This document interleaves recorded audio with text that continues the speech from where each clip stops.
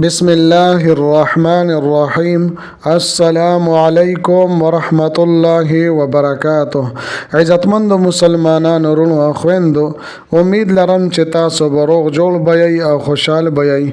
زما د الله رب العزت نه دا دعا دا سوال دی چې تاسو چرته هم یی، الله رب العزت مو همیشه د پاره روغ جوړ خوشاله و باد ساته. امین. عزتمندو، نن دی یوې نوې او خاص وظیفې سره زه تاسو مخکې حاضر یم. محترم، نن درته د پیر دروازې یعنی د ګل دروازې یو ډیره خاص او عالیشانه وظیفه بیانوم. دا دومره خاص او حیران کن وظیفه ده چې دې سره به دستاسو ژوند الله جل شانه بدل کی. هغه حاجتونه چې دستاسو د زندګۍ خاص حاجتونه دي او تر اوسه پورې لا نه دي پوره شوي، ناممکنه حاجات دي. دغه ناممکنه حاجات به الله جل شانه دستاسو پوره کی. دغه ناممکنه مقاصد او خواهشات په شرط د دې چې جایز وي، کریم رب دغه مقاصد او دغه حاجات دستاسو پوره کړي. مال او دولت او رزق بے پناه به الله جل شانه عطا فرما کی.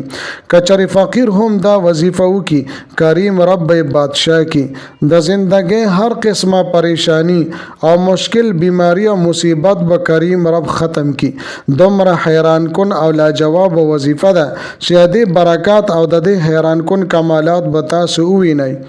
صرف او صرف یو پیره دا وظیفه په خپل ژوندۍ کې تاسو ازماو کړئ.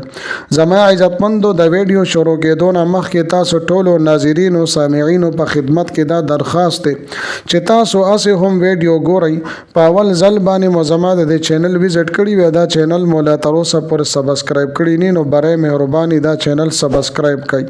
سبسکرایب سره خوا کې د ټلې ولا نشان دی، دا تاسو کلیک کړئ او سلیکټ آل کړئ د دې لپاره چې د هر راتلونکي ویډیو نوټیفیکیشن تاسو ته ملایويږي.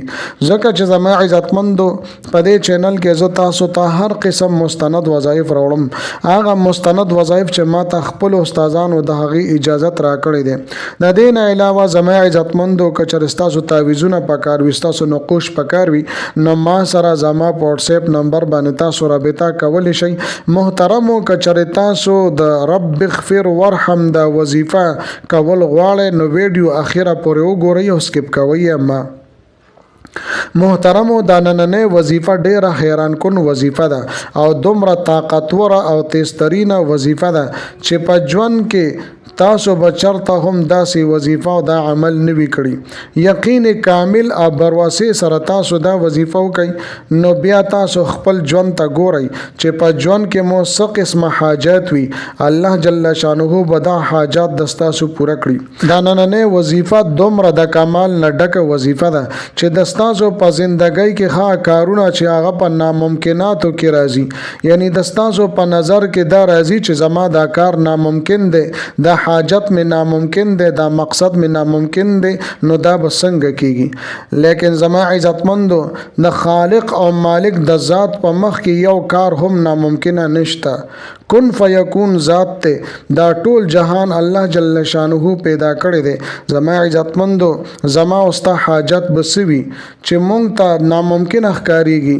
لہذا زما محترمو، چې مونږه پوره توجه سره او د الله جل شانه په ذات باندې پوره یقین سره دا وظیفه وکړو، کریم رب زمونږه هر قسمه مشکل او پریشانی ختمي او حاجات او مقاصد به پوره کیږي. لکه زما عزتمندو، د کاروبار مسله ده او ته دا وی چې دا کاروبار به څنګه شروع کوم او چې ورسره ماته په هغې کې ترقی هم ملو شي او نفع او فایده ورکې ماته زیاته ملاویږي. نو محترمو، د هغې دپاره هم تاسو دا وظیفه او دا عمل کولی شئ.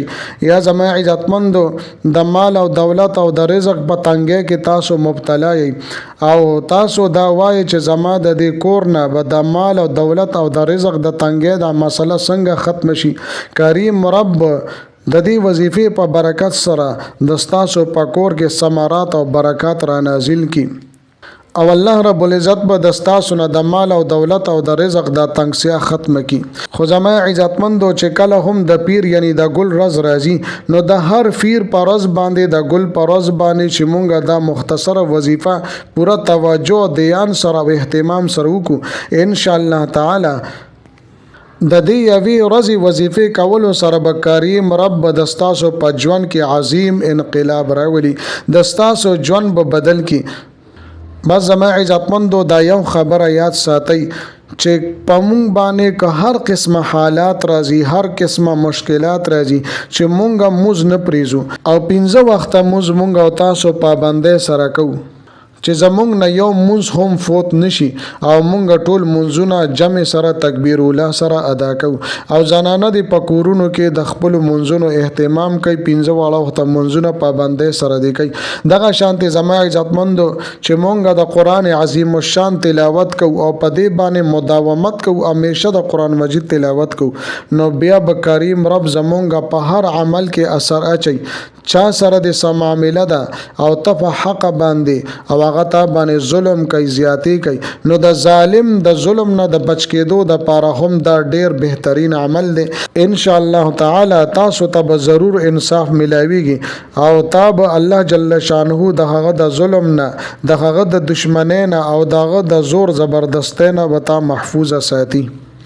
دین علاوه زما عزتمندو که چرستاسو د رشتې مسلې وي، پرشته کې بندش وي، رکاوټ وي، یا یو ځای کې تاسو رشتہ کول غواړئ خو هلته کې ستاسو رشتہ نه کېږي، نو د هغې دپاره زما عزتمندو د پیر د ګل دروازې د عظیم الشان وظیفه تاسو کوئ. ان شاء الله تعالی من پسند ځای کې به الله جل شانه تاسو ته رشتہ در نصیب کی. یا زما عزتمندو ستاسو کاروبار شته، تاسو دا غواړئ چې زمونږ په کاروبار کې خیر او برکت پیدا شي او په دې کې ماته فایده او نفع ډیره زیاته ملاويږي، نو زما عزتمندو د خپل کاروبار د پاره په کاروبار کې د خیر او برکت لپاره هم تاسو د وظیفه د عمل کولی شئ. لہذا زما محترم چې په ژوند کې مسق قسمه مسله ده، پریشانی ده، بس په اهتمام سره تاسو دا عمل د ګل پر ورځ باندې وکړئ، کریم رب دې دغه مسائل او دغه پریشانی ختم کی. اوس زما محترم راځم د دې وظیفې طرف ته مکمل ترتیب او طریقې کار ز تاسو ته بیانوم. زما عزتمندو د دې وظیفې ترتیب او طریقې کار ډیر زیات آسان دی. دا وظیفه به تاسو د ګل پرز باندې د پیر پرز باندې کوئ. او زما عزتمندو دا خبره یاد ساتئ چې د ګل پرز باندې چې څه ټایم تاسو ته موقع ملو شو، نو تاسو دا وظیفه کولی شئ.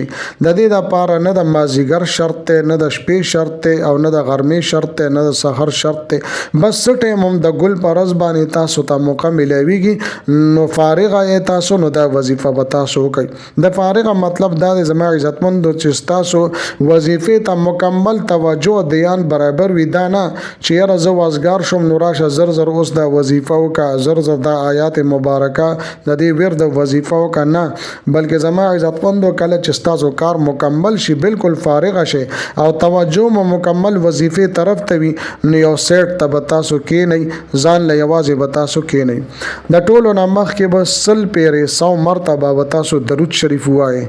چې کوم درود شریف تاسو ته آسان وي، مختصر درود شریف تاسو ویلی شئ. د دې نه پس به زما عزتمندو استغفر الله استغفر الله استغفر الله دا به 100 مرتبه 100 پیری به وایي. د دې نه پس به زما عزتمندو دا آیات مبارکه چې دعا هم ده، رب اغفر وارحم وانت خیر الراحمین، رب اغفر وارحم وانت خیر الراحمین، دا به زما محترم او تاسو 786 مرتبه او 780 پیری به تاسو د دې ورد وظیفه وکړئ. او بیا به اخره کې تاسو 100 مرتبه 100 پیری به تاسو درود شریف وایي.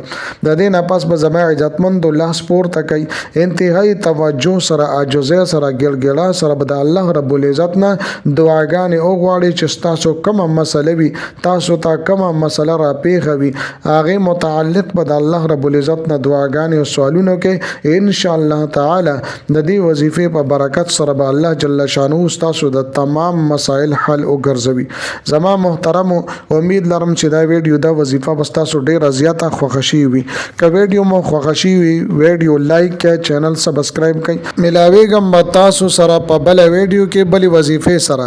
تر هغه وخت پورې ماته اجازه راکړئ. د لوی الله په امان.